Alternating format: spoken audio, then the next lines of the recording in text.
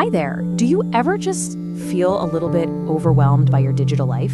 It's a feeling a lot of us share. So in this explainer, we're going to gently explore what it means to unplug and maybe how you can get started. Let's begin. You know that feeling? It's like a constant low-level buzz. The notifications, the emails, the feeds, it's like this digital hum that's always in the background of your life. And even when your phone is silent, it doesn't really feel quiet, does it?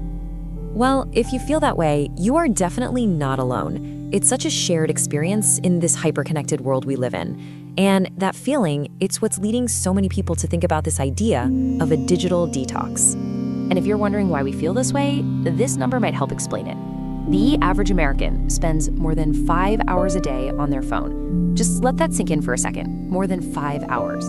That is so much of our waking life spent just looking at a screen. So, what's the point of unplugging? Why even think about it? Let's take a look at some of the reasons and the very real benefits. Okay, so first, what are we even talking about? Wikipedia has a really simple way of putting it. A digital detox is a deliberate break. And I think that word deliberate is everything. It's not accidental, it's an intentional choice to just step back from our devices to reconnect with the offline world. And the benefits, they're really compelling. We're talking about things like being able to focus better, feeling a positive shift in your mental health, getting better sleep, and maybe even building stronger, more real relationships with the people in your life. So let's talk about focus first. You know how it is, all those little pings and notifications all day long.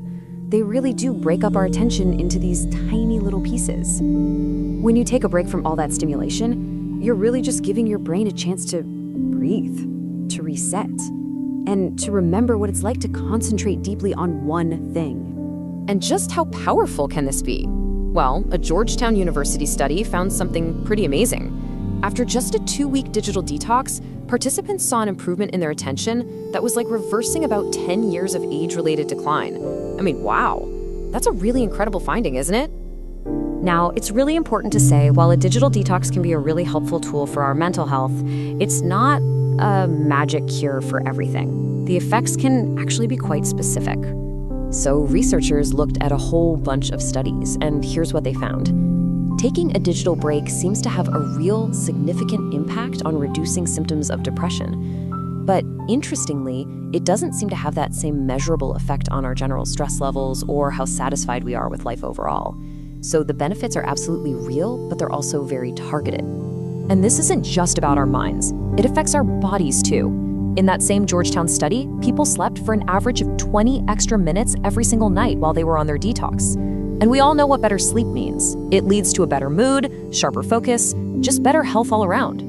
Okay, so we get the why, but how do you actually do it? The really good news is you don't have to go all or nothing. You can just start small. Here are just 3 simple ideas you could even try today. The first one, create a tech-free zone. Maybe it's the dining table or the whole bedroom, a place where phones just don't go. Second, you could try setting time limits on your most used apps, right in your phone settings. And third, and this one can be a real game changer, try charging your phone somewhere outside of your bedroom at night. And just remember, the goal here isn't about being perfect. It's really just about moderation. You absolutely don't need to give up your phone completely to feel the benefits. Even these small partial breaks can be so effective. Okay, but let's be real for a minute. Unplugging isn't always easy. It can be kind of hard. So let's talk about some of the challenges you might actually run into. And if you feel any of these things, please know it's completely normal. That fear of missing out, FOMO, it's a very real feeling. You might feel a little lonely or anxious that people can't get a hold of you. You might even just get that urge to check your phone one last time. Just knowing that these feelings might come up is the first step. This story from someone really puts it into perspective. She said she traveled by herself many times and never felt lonely. But on one trip, without that digital connection to people back home, that feeling of being alone was just stronger because she couldn't send a quick text or share a picture. It's such a small thing, but it makes a huge difference. But once you get through those initial challenges, that's when you find the payoff. And this is where we get to shift our thinking, not about what we're giving up, but about what we can gain. This is such an important way to look at it. It's not about what you give up, it's about what you gain. It isn't about depriving yourself of something. It's about creating space for something else to come into your life.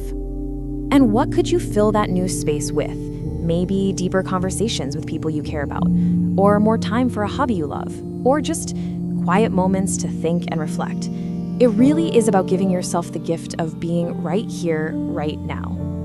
Someone who went through one of these challenges said something really beautiful.